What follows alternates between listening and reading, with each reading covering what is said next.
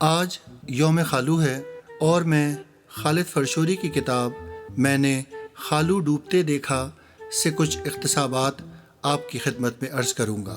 ویسے آپس کی بات ہے کہ خالو بننا کوئی قابل فخر بات نہیں ہے۔ خاندان کا سب سے غیر ضروری آدمی خالو ہی ہوتا ہے، کسی کام کا نہیں ہوتا۔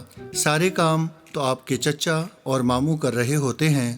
بطور خالو انسان کی ساری زندگی سسرال میں پروٹوکول مانگتے مانگتے ہی گزر جاتی ہے۔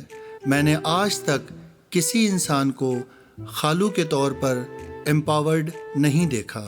خالو بننے کے بعد انسان ایک عجیب احساس کمتری میں، بے مصرفی میں اور عدم توجہی کا شکار ہو جاتا ہے۔ خالو اور پھپھا بنیادی طور پر عورت اورینٹڈ رشتے ہیں۔ یہ بیچارے صرف آپ کی خالہ یا پھپھی کو آپ کے گھر ڈراپ کرنے کی حد تک تو قابل برداشت ہوتے ہیں، اس کے بعد اگر آپ بیٹھ جائیں تو برے لگنے لگتے ہیں۔ انہیں صرف چائے یا کھانا ہی نہیں چاہیے ہوتا، یہ چاہتے ہیں کہ پورا گھر انہیں ویسے ہی پیار سے اٹینڈ کرے جیسے ان کی بیوی کو کر رہا ہوتا ہے۔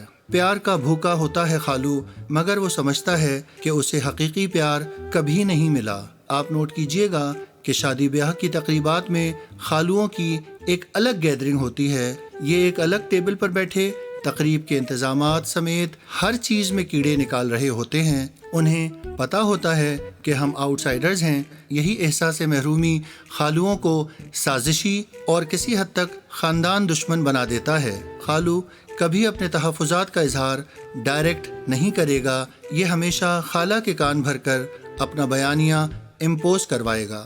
یہ چھوٹی موٹی خرابیاں خالو میں پیدائشی طور پر نہیں ہوتی، زمانہ اسے اگنور کر کر کے ایسا بنا دیتا ہے۔ قدرت کی ستم ظریفی یہ کہ خالو بننے کے بعد اس سے وہ امپاورمنٹ بھی چھن جاتی ہے جو اس سے پہلے بطور چچا یا ماموں وہ کسی اور کے گھر میں انجوائے کر رہا ہوتا تھا۔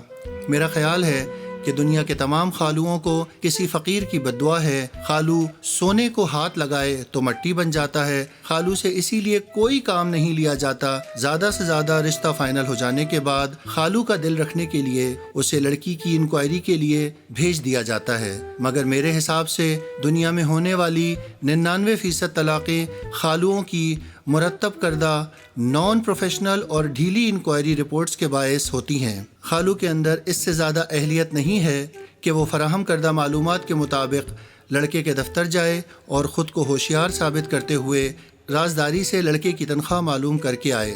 آپ نے مختلف فلموں یا ڈراموں میں چچا، ماموں، سسر اور بھائی کے مضبوط کردار دیکھے ہوں گے، مگر خالو کا کوئی ذکر سنا نہیں ہوگا۔ میری ان باتوں سے متاثر ہو کر ہمارے ایک دوست نے شادی کے بعد میرے یہ مشاہدات اپنی بیگم سے شیئر کیے۔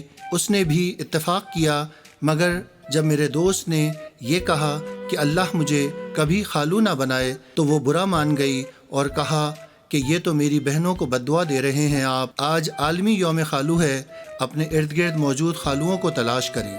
شکریہ۔